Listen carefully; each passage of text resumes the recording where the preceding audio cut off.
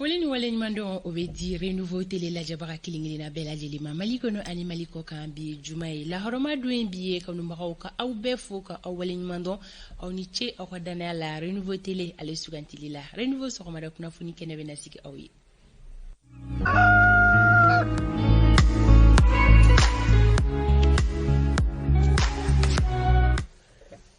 kuna funi ale de be mɔgɔ fa alima dumuni kɛ Umar ayiwa dɔgɔkun renouveau matin o kɔni bɛ kuncɛ bi o kama don kibaru segi kɔnɔna la bi kanubaga bɛɛ lajɛlen kuloma jɔlen don kibaruyaw ye jumɛnw ye kibaru caman b'an bolo bi an ti tɛmɛ kibaru la ko a ka dɔgɔ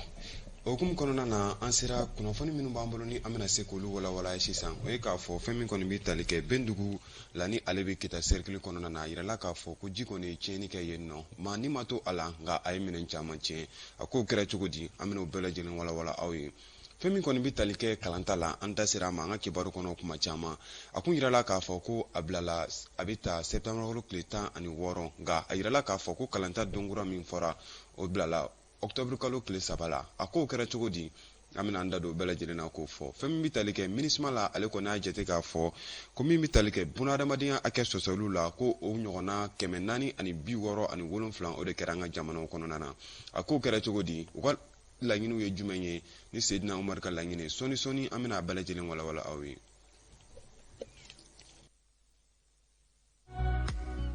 an b'aw fɔ k'a fɔ k'aw ka bisimila tugun renouveau sɔgɔmada kunnafoni kɛnɛ kan min na an bɛna kunnafoni kunfɔlɔ walawala aw ye sisan fɛn min kɔni dugu min bɛ yen nɔ ni a bɛ fɔ o ma Bendugu ka tɛmɛ ni studio tamani maaw ka laseli a yirala k'a fɔ ko ji kɔni cayara yen nɔ kosɛbɛ min bɛ t'i jɔ fo milimɛtiri 160 ɲɔgɔnna na o hukumu kɔnɔna na arabadon ni a bɛnna uti kalo tile 31 ma san 2022 a yirala k'a fɔ ko ji kɔni ye tiɲɛni kɛ nin yɔrɔ kofɔlen na kɛrɛnkɛrɛnnenya la min bɛ tali kɛ Benduguba la ni ale yɛrɛ ni Kitacɛ bɛ taa kilomɛtiri 12 la a yirala k'a fɔ ko ji kɔni ye tiɲɛni kɛ nin yɔrɔ kofɔlen na fɛn min kɔni kunnafoniya minnu sɔrɔla an baarakɛɲɔgɔn studio tamani maaw fɛ u y'a yira k'a fɔ ko so 6 ɲɔgɔnna ko olu de benna fɛn min kɔni bɛ tali kɛ mɔgɔw ka gabugu ani ka taa se ɲɛkaw ma ko olu caman tiɲɛna kibaru kɔnɔna na halisa a yirala k'a fɔ ko dan kɔni ma kari ma a ka diɲɛnatigɛ la nin ko in na k'a sababu kɛ ji ka nin tiɲɛni ye an bɛ tɛmɛ ni kunnafoni ye halisa fɛn min kɔni ye halisa ni an baarakɛɲɔgɔn studio tamani maaw ka walawalali a yirala k'a fɔ maa banbagaciw olu kɔni bɛ ka wajulu kɛ misiriw kɔnɔna na kɛrɛnkɛrɛnnenya la dugu minnu bɛ yen nɔ ni olu bɛ tali kɛ Npiyabugu la Banki Jalakɔrɔ ni olu yɛrɛ bɛɛ lajɛlen bɛ Kiba yɛrɛmara kafo kɔnɔna na kɛrɛnkɛrɛnnenya la Banamba kafo kɔnɔna na u kɔni y'a yira k'a fɔ ka tɛmɛ ni kunnafoni cogoyaw ye ko ni maa ninnu kɔni bɛ a ɲini duguladenw fɛ u ka wajulu kɔnɔna na k'u ka dɔ bɔ fɛn min kɔni ye sisimafɛnw olu minni na ani k'a ɲini musolakaw fɛ ko olu ka u bɛɛ lajɛlen datugu n'an b'a fɔ o ma k'u ka don vol kɔnɔna na wa yirala k'a fɔ ko kuma caman u bɛ kɛ misiriw la wajulu la ani ka se ko wɛrɛw ma u b'a ɲini fana laɲiniw kɔnɔna na ko musow ka dɔ bɔ dɔgɔtigɛba la ani ka taa se u y'a ɲini fana fɛn min kɔni bɛ tali kɛ kalanta nata minnu bɛ na kɛ ka bɛn na uti kalo tile 3 ma k'u bɛ a laɲini fana k'a fɔ ko o ko tɛna se ka octobre kalo tile 3 ma ko o tɛna se o walew tɛna se ka kɛ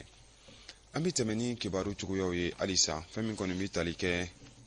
sango la halisa a yirala k'a fɔ nin waati laban in na san kɔni bɛ na kosɛbɛ fɛn min kɔni bankasi fanfɛlaw ye o hukumu kɔnɔna na ji minnu bɛ jigin ka bɔ kulu fɛ a yirala k'a fɔ ko olu kɔni bɛ ka kɛ sababu ye ka maa caman k'olu ka forow tiɲɛ kɛrɛnkɛrɛnnenya la fɛn min bɛ tali kɛ ɲɔforow la min bɛ dugu minnu kofɔ o ye Kani ye ani ka taa se bankasi fanfɛlaw ma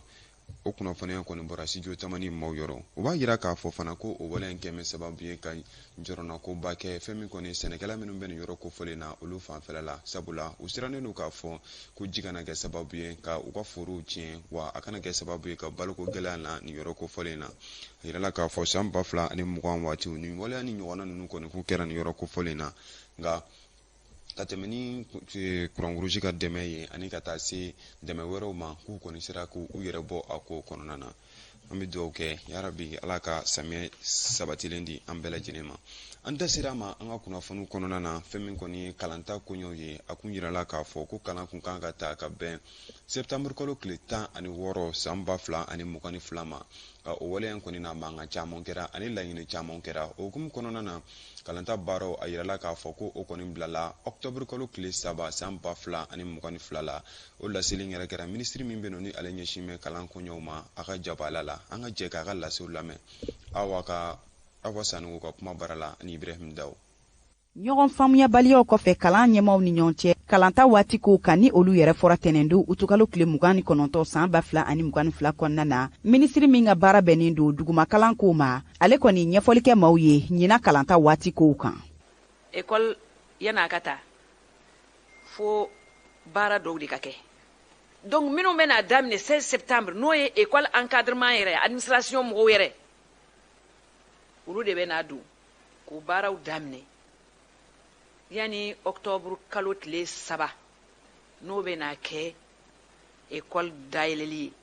yɛrɛ. kunnafonidilaw ɲɛma ni minisiri kofɔlen a kɔni ye foli kɛrɛnkɛrɛnnen kɛ ka ɲɛsi jɛkulu ma min yɛrɛ n'a bɛ fɔ a ma synergie des syndicats de l'éducation signataire du 15 octobre 2016 ka o sababuya kɛ u ka baarabila wulili ye waati min na Mali yɛrɛ bɛ gɛlɛya kɔnɔna na ka kɛɲɛ ni CEDEAO ka ɲangini ye an kan. Aw ka weleli kun de barikada fɔlɔ o barikada o bɛ kɛ jɔnw an ka école partenaire an ka école acteur fɛn o fɛn n'a ka baara de kɛra ka anw dɛmɛ ɲina école yani ka se examen ma école yɛrɛ fɔlɔ kalan ka se ka kɛ a ɲɛma an bɛ barikada a bɛɛ lajɛlen ye. Ni lajɛ in senfɛ Sidibe Dedewu Usman a kɔni ye foli kɛrɛnkɛrɛnnen kɛ ka ɲɛsi kalan ɲɛmaw bɛɛ lajɛlen ma ka sababuya kɛ ɲina examen baara labɛnni ɲuman ye. Ni kɔni kun bɛ tali kɛ kalanta baaraw bolodacogo la min lasera minisiri min ɲɛsinmɛ kalan koɲɛw ma an bɛ tɛmɛ ni kibaruyaw ye halisa fɛn min kɔni ye Dr Umar Mariko ale ka kiri min kun bolodalen don ka bɛn utukalo tile 31 ma a yirala k'a fɔ ko o kɔni bɔra a dɔgɔkɔrɔ kura ye k'a bila don wɛrɛw la ka tɛmɛ ni kunnafoniya min sɔrɔla arabadon utukalo tile 31 tribunal min bɛ kɔni bɛ communiqué la olu kɔni ye kiritigɛ boloda Umar Mariko a ka ko la nka a kɔni yirala k'a fɔ ka sababu kɛ maa minnu yɛrɛ kun kan ka kiri ko olu kun tɛ yen nɔ kiri kɔni bɔra a dɔgɔkɔrɔ an ka jɛ an ka lasiw lamɛn. Awɔ décembre kalo tɛmɛnen na fɛn min kɔni ekɔlidenw ka ɲɛmaa kɔrɔ ye ale kɔni ku minɛna ni k'a datugu kaso la ka sababu kɛ k'a kun ye nɛni dɔw ta ka ɲɛsin gouvernement ma ɲɛmaa ma ni o ye Choguel Kokala Mayiga ye o nɛni ninnu a yirala k'a fɔ ko olu kɔni kɛra gindola bataki dɔ de la min bilala bɔlɔlɔsiraw sanfɛ kɛrɛnkɛrɛnnenya la WhatsApp kan ka fara ale kan maa 2 kɔni ku minɛna ni o ye Buba Fane ani ka taa se kunnafonidila Bakari Kamara ma olu kɔni ku yirala k'a fɔ ko olu kɔni ye sariya sɔsɔ walew kɛ ni maa 7 in kɔni ku minɛna k'u datugu kaso la ka waati jan kɛ ɲani fiɲɛbɔda ka di u ma n'an b'a fɔ min ma liberté provisoire ɲani ka kiri don cɛ kiri min yɛrɛ tago filanan o kun bolodalen don ka bɛn kunun ko araba utukalo tile 31 san 2022 nga a yirala k'a fɔ k'a sababu kɛ fɛn min kɔni ni maa 7 in na ko maa 2 tɛ yen nɔ ko nin kiri waleya kɔni ma se ka kɛ sabula u ka surunalidonbaw olu y'a yira k'a fɔ ko nin kirisigi ninnu kɔni na olu kɛ man di k'u ka mɔɔw nɔrɔ bila okumu kɔnɔna na fɛn min kɔni maaw ye maa minnu ka suru kiribɔ in okumu kɔnɔna na olu y'a yira k'a fɔ ko nin kiritigɛ waleya kɔni bilala décembre kalo tile 28 na don nataw la nka maa kɔni ma da la k'a fɔ ko a bɛna se ka kɛ o sababu la sabula ni maa ninnu kɔni tɛ ka waleyaw kɛ min b'a yira k'a fɔ ko u bɛna sabula u y'a yira k'a fɔ ko nin kiritigɛ in kɔni ye politiki baaraw ye. An bɛ tɛmɛ ni kunnafoni cogoyaw ye halisa fɛn min kɔni bɛ tali kɛ jɛkulu diɲɛ tɔnba jɛkulu min bɛ an ka jamana kɔnɔna na ni o bɛ MINUSMA ko fɔ arabadon utukalo tile 31 san 2021 olu kɔni ye u ka hakilila di fɛn min kɔni ye bunahadamadenya sariya hakɛ minnu bɛ ka sɔsɔ an ka jamana kɔnɔna na ani ka taa se bɛnganiya wale minnu bɛ ka kɛ o kow ma o hukumu kɔnɔna na u kɔni y'a yira k'a fɔ ko sariya sɔsɔ bunahadamadenya na ani ka taa se bɛnganiya walew ma ko o 467 o de kɛra an ka jamana kɔnɔna na kalo 3 laban in kɔnɔna na a ko kɛra cogo di Yusuf Kulubali ale b'o ɲɛfɔ an ye. N'o yɛrɛ bɛ tali kɛ maa 317 olu fagali la nin waati kofɔlen kɔnɔna na MINUSMA kɔni ye waleya 467 de jate min bɛ dankari kɛ hadamadenya yɛrɛ jo sariyaw la min kɛra sababu ye ka maa 317 faga maa 73 olu minɛna walima k'u tunu maa 77 olu jɔngina nin jateden yɛrɛ minnu filɛ o b'a yira k'a fɔ ko kɛmɛsara o kɛmɛsara la ko dangara min kɛra hadamadenya jo sariyaw la ka kɛ ni kalo saba tɛmɛnen ta ye k'o jiginna ni 42 ye ka kɛ ni minisuma ka nin jate ye maa minnu kɛra sababu ye ka nin dantɛmɛ waleya ninnu kɛ o bi tali kɛ groupe de soutien à l'islam et aux musulmans état islamique au grand sahara olu n'u ɲɔgɔnna wɛrɛw olu yɛrɛ ka waleya kɛra sababu ye ka dantɛmɛ wale ka ɲɛsin hadamadenya jo sariyaw ma o 297 de kɛ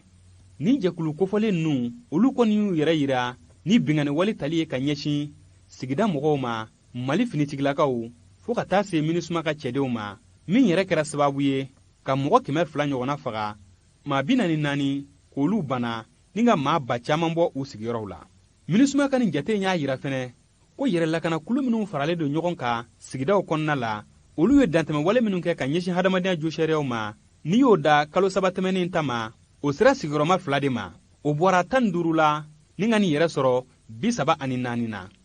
dangarikɛla mɔgɔ minnu na nin jɛkulu ninnu fɛ o caaman kɛra baɲankara bankas jenne mɔpti ale ni ɲɔnɔ mara de la fɛn bi tali kɛ jɛkulu minnu y'u tɛgɛnɔ bila bɛnkan sɛbɛn na minisuma kɔni sera olu kɔni ka dɛntɛmɛ walew 100 la 16 faral'o kan n'i y'a da kalo saba tɛmɛnen fɔlɔ ta ma dantɛmɛ wale minnu kɛra ka ɲɛsin hadamadenya jo sariyaw ma mali finitigilakaw fɛ olu kɔni caamanba bɔr'o la sabula 100 la 62 bɔr'o la o b'a yira k'a fɔ k'o bɔra 320 na ni ka n'i yɛrɛ sɔrɔ 122 la nin kalo saba laban in na. Aya nin kun ye lase kumabaw ye an min sɔrɔ ka o da